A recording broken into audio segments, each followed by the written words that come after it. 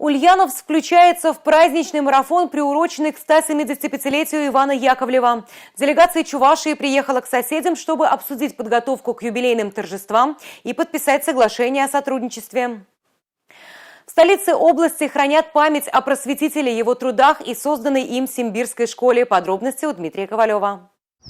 На протяжении более чем 30 лет Иван Яковлев жил в этом доме. Здесь же располагался один из корпусов Симбирской школы. Это был крупный культурно-просветительский центр, который подготовил большое количество педагогов. Создатель чувашского алфавита долгие годы работал в этом городе. Большая часть музейных экспонатов – его личные вещи и документы. В одном из залов воссоздали учебный класс той эпохи.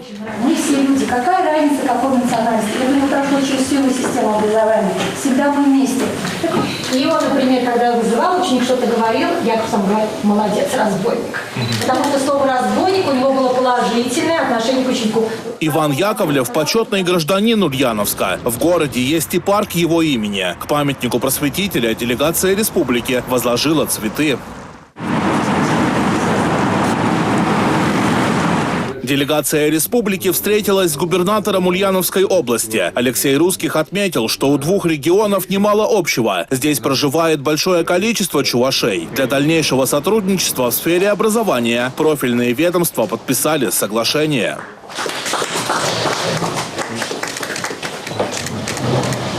К юбилею просветителя в Ульяновске приурочат конференции и выставки Олимпиады. В апреле в области планируют провести съезд народных учителей и форум педагогов родных языков.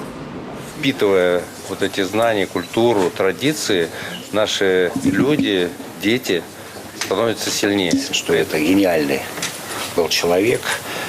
И вся его гениальность заключается в первую очередь в том, что он понимал, что только вместе мы становимся сильнее. По местам, где работал и жил просветитель, может отправиться каждый. Для школьников двух регионов запустят автобусные экскурсии под брендом «Яковлевский тур».